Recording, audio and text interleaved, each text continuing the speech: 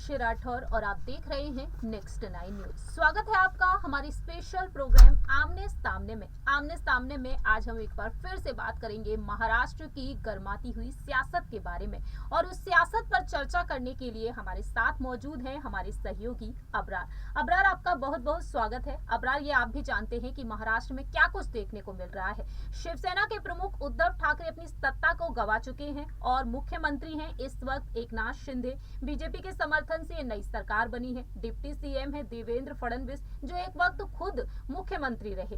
ऐसे में देखा जाए एकनाथ शिंदे और देवेंद्र फडणवीस को लेकर यहाँ पर अब ये दावे किए जा रहे हैं कि जल्द से जल्द ये सरकार गिर सकती है या फिर यहाँ पर दोनों के बीच दरार भी देखने को मिल सकती है। दूसरी ही तरफ हम सभी ये भी देख रहे हैं कि उद्धव ठाकरे अपनी पार्टी शिवसेना को बचाने की पूरी कोशिश कर रहे हैं। विधायकों ने बगावत की, विधायकों के बाद पार्षद भी शिंदे गुट में शामिल हो गए और उसके बाद हम सभी ने देखा कि 12 सांसद भी। अब बारी आती हुई नजर आ रही है युवा सेना के अध्यक्ष आदित्य ठाकरे की टीम की पदाधिकारियों को लेकर कि 50 पदाधिकारी इस शिंदे गुट में शामिल हो सकते हैं। बीते कुछ दिनों पहले ये दावा किया गया था, हालांकि इस पर कोई अपडेट नहीं आया है।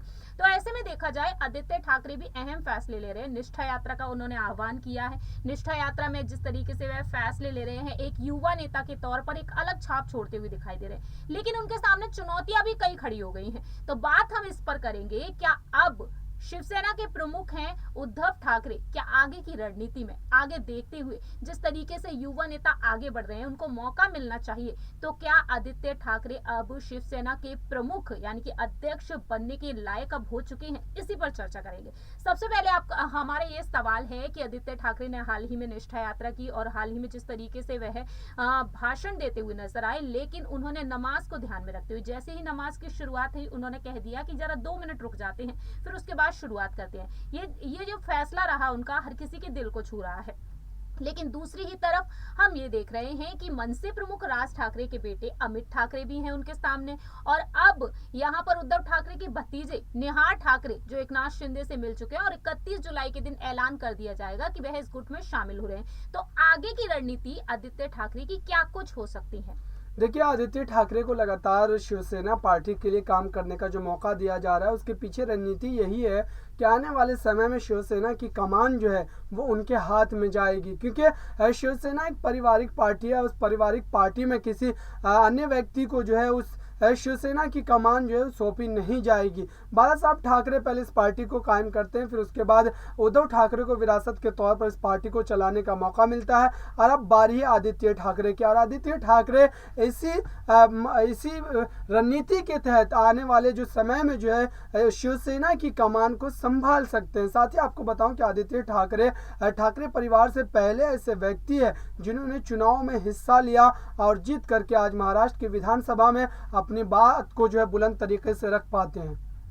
बिल्कुल ठीक कहा आपने। अब फिलहाल देखा जाए जिस तरीके से वह अपनी बात को आगे रख रहे हैं आदित्य ठाकरे, आप भी जानते हैं कि एनसीपी पूरा जोर लगा रही है। शरद पवार ने यहाँ पर एमवीओ को लेकर बात कह दी है कि ये गठबंधन टूटने वाला नहीं है और आगे चलकर लोकल जिस तरीके से जो फैसले लिए जा रहे हैं उन पर चर्चा की जाएगी, और बीएमसी को लेकर इस वक्त एनसीपी काफी ज्यादा सतर्क है। तो वह एकनाथ शिंदे की सरकार पर लगातार रणनीति बना रहे हैं, और आदित्य ठाकरे जो है वो अब चुनाव चिन्ह को लेकर दाव ठोकते हुए नजर आ रहे हैं कि बागी विधायकों को मातोश्री लौटाना चाहिए। हमेशा के लिए उनके दरवाजे खुले हुए हैं, मातोश्री के दरवाजे खुले हुए हैं, और हिम्मत है तो वह चुनाव लड़ने की अगर हिम्मत रखते हैं तो चुनाव जीतने की भी हिम्मत दिखाएं। लेकिन दूसरी ही तरफ अमित ठाकरे जो है वह भी एक युवा नेता है। तो आपको क्या लगता है आगे की रणनीति में अगर आदित्य ठाकरे मैदान में उतरते हैं तो यहाँ पर अमित ठाकरे भी उतर सकते हैं राज ठाकरे की टीम की तरफ से, पार्टी की तरफ से, और तीसरी ही तरफ हम ये देख रहे हैं कि एनसीपी में भी कई युवा नेता हैं।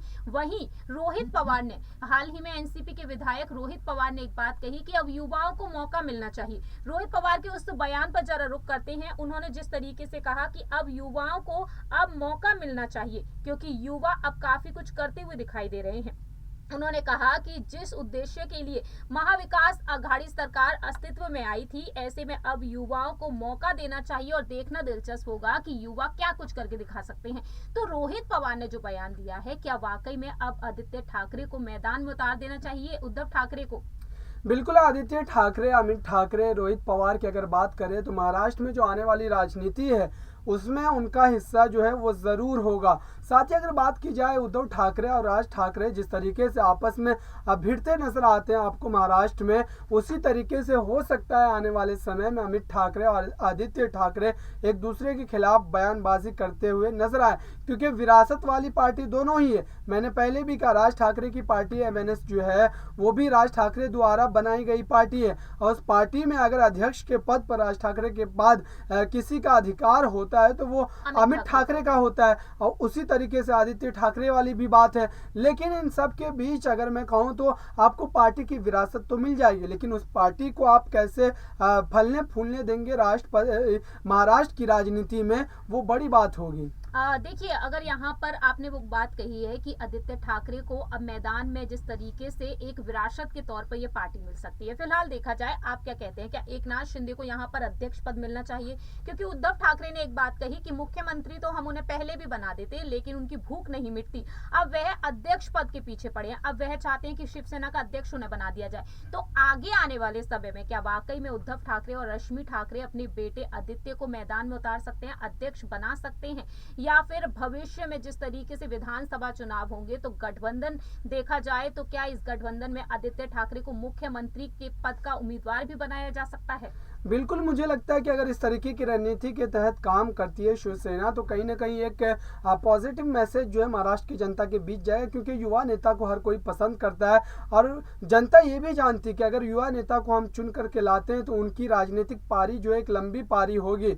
और इसका उदाहरण के तौर पर अगर मैं कहूँ तो शिवसेना जो है, उद्धव ठाकरे भले उस पार्टी के अध्यक्ष हैं अभी, लेकिन वो रहते हुए भी आदित्य ठाकरे को उस अध्यक्ष पद से जो है नवाज सकते हैं। इस तरीके की जो एक काम जो है बिहार की राजनीति में देखने को मिला था। लालू प्रसाद यादव ने खुद रहते हुए अपने बेटे को पार्टी का कार्यकारी अध्यक्ष जो है वो बना दिया था, तेजस्वी यादव को। और इस तरीके के फैसले अगर उद्धव ठाकरे के द्वारा लिए जाते इस समय इस स्थिति में, तो कहीं ना कहीं शिवसेना के लिए आने वाले समय में बेहतर साबित होगा। लेकिन यहाँ पर बेहतर तो साबित हो जाएगा, लेकिन आपको क्या लगता है कि बीजेपी को यहाँ पर पूरी टक्कर दे पाएंगे आदित्य ठाकरे? अभी तो महज देखा जाए तकरीबन 32 साल के वह हो चुके हैं, और रश्मि ठाकरे चाहती थी कि उनके बेटे मुख्यमंत्री बने।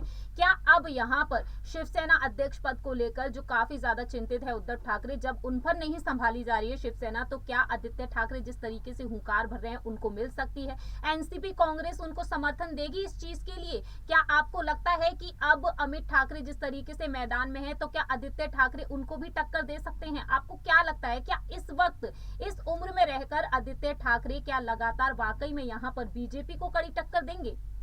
देखिए, आदित्य ठाकरे की जहां तक बात है सीएम पद को लेकर के कि कांग्रेस और एनसीपी उनको अपना समर्थन देगी कि नहीं देगी, तो कांग्रेस और एनसीपी की बात की जाए, खास करके अगर एनसीपी की मैं बात करूं तो शरद पवार के एक पारिवारिक संबंध है उद्धव ठाकरे परिवार से, तो हो सकता है कि वो उनको अपना समर्थन दे भी दे, क्योंकि शरद पवार अब महाराष्ट्र की राजनीति में सीएम पद तो चाहते नहीं है, वो केंद्र की राजनीति में एक बड़ा अपना कद रखते हैं और केंद्र की राजनीति में ही वो बने रहेंगे। आने वाले समय में ये इस बात में जरूर दम है कि आदित्य ठाकरे सीएम का चेहरा हो सकते हैं शिवसेना की तरफ से आने वाले समय। तो आपको बिल्कुल लगता है, हमारा आखिरी सवाल यही होगा, क्या वाकई में अब शिवसेना के अध्यक्ष पद पर अगर उनकी ताजपोशी होती है तो क्या आदित्य ठाकरे आने वाले समय में जितने भी चुनाव हैं शिवसेना को जीत हासिल करा पाएंगे? क्या आने वाले विधानसभा चुनाव जो होने वाले हैं, जो 2.5 साल का कार्यकाल अभी बाकी रह गया है, उसमें लगता है कि बीजेपी को यहाँ पर हार का सामना करना पड़ सकता है अगर युवा नेता आगे आते हैं? एनसीपी में भी कई युवा नेता हैं, दूसरी ही तरफ यहाँ पर अब शिवसेना में भी देखने को मिल रहे हैं, तो विधायक पद पर इस वक्त वह हैं और एक वक्त पर्यावरण मंत्री भी वह रह चुके हैं ठाकरे की सरकार जब रही। लेकिन फिलहाल देखा जाए बीजेपी ने जिस तरीके से फैसला लिया है, पॉल्यूशन कंट्रोल बोर्ड यहाँ पर उनके किए गए कामों पर ध्यान दे रहा है, ऑडिट की अब शुरुआत कर दी गई है कि उन्होंने क्या क्या विकास कार्य किए हैं। दूसरे ही तरफ आर्य कॉलोनी को लेकर उन्होंने आवाज उठाई, तो क्या जो रणनीति आदित्य ठाकरे की रही है उन रणनीतियों के तहत एक वाकई में एक शानदार अध्यक्ष वह साबित हो सकते हैं? देखिए, आदित्य ठाकरे को अध्यक्ष पद पर बिठाना मुझे लगता है कि एक बेहतरीन कदम साबित होगा शिवसेना पार्टी के लिए, क्योंकि उद्धव ठाकरे को उनको अध्यक्ष पद पर बिठाने के बाद उनको एक गाइडेंस की जरूरत होगी, क्योंकि आदित्य ठाकरे के पास राजनीतिक अनुभव उतना नहीं है। लेकिन महाराष्ट्र की जनता के बीच एक अगर पॉजिटिव मैसेज आपको भेजना है और आने वाले भविष्य में चुनाव में अपनी पार्टी के उस वजूद को उसी स्तर पर बनाए रखना है, तो मुझे लगता है कि आदित्य ठाकरे को बिल्कुल अध्यक्ष पद से नवाज देना चाहिए। बहुत बहुत शुक्रिया अबरार आपका इन तमाम सवालों का जवाब देने के लिए। फिलहाल देखा जाए महाराष्ट्र की राजनीति में सुप्रीम कोर्ट के फैसले का इंतजार किया जा रहा है कि चुनाव चिन्ह पर चुनाव कौन लड़ेगा, असली और नकली शिवसेना कौन है, इस पर इस वक्त विवाद छिड़ा हुआ है। ये तो वक्त के साथ ही पता चलेगा। लेकिन आपकी क्या राय है? क्या आपको लगता है कि शिवसेना के अध्यक्ष बनकर आदित्य ठाकरे वाकई में एक अलग ही मुकाम हासिल करेंगे? आप क्या कहते हैं इस पर, या बता सकते हैं कमेंट सेक्शन में। क्या वाकई में बीजेपी को कड़ी टक्कर देंगे आदित्य ठाकरे, या बता सकते हैं कमेंट सेक्शन में। फिलहाल के लिए हम चलते हैं, बाकी की तमाम अपडेट्स के लिए देखते रहिए नेक्स्ट 9 न्यूज।